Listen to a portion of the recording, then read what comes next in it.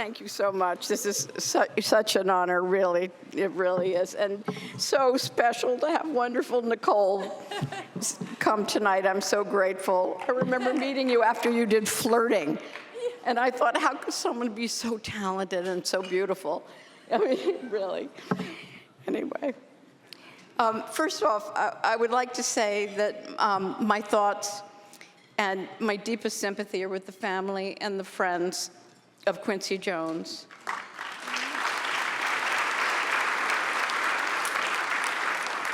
This is such a heartbreaking loss for so many who loved him and for so many of us who admired him from afar. In addition to this wonderful honor, I want to thank the governors for working so tirelessly on behalf of the entire casting community.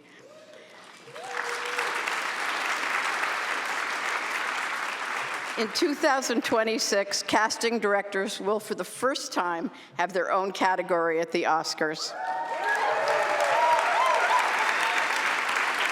It's been a long time in coming, and as someone bridging the generations, I can't help but think of all the casting directors who came before me who deserve this honor, especially, as Nicole said, my boss and my mentor, Marion Doherty, who really, really was a pioneer in our craft.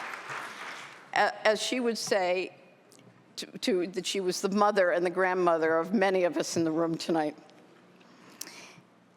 I walked into Marion's office when I was 22 years old, and she was casting Midnight Cowboy.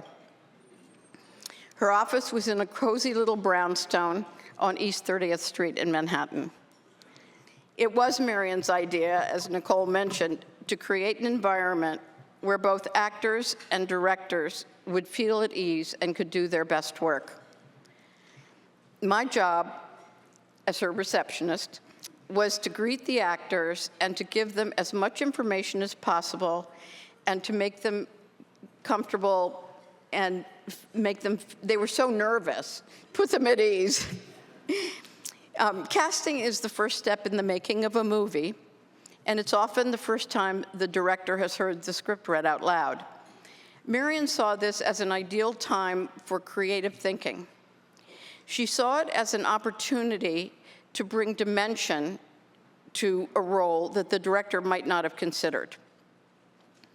Her process was intuitive and selective. She was dedicated to fulfilling the director's vision, but she would also argue tirelessly for what she felt was the right choice.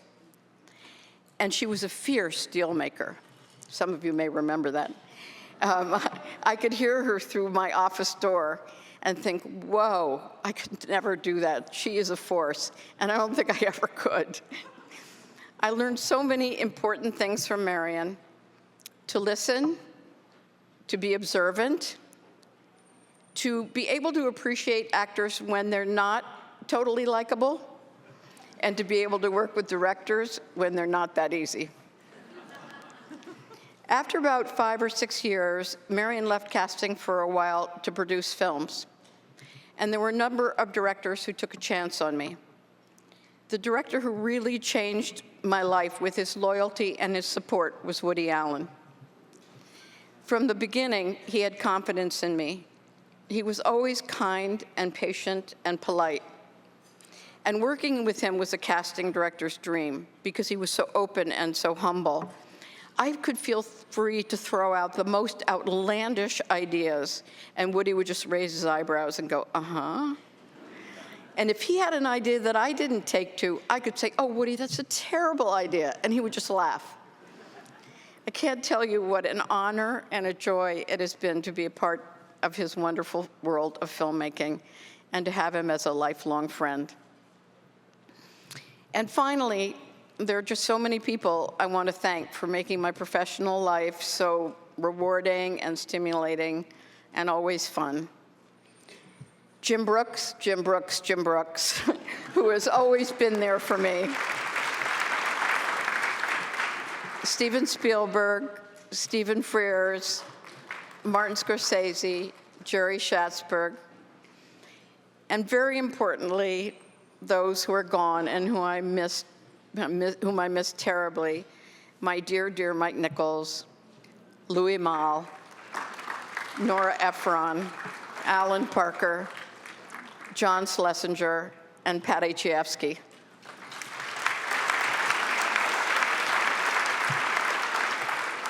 I want to thank my wonderful colleagues, office mates, and such dear pals, Ellen Lewis, Laura Rosenthal, Patricia DeSerto, Aline Kashishian, and going back to the very beginning, Gretchen Rennell and Wally Nocita.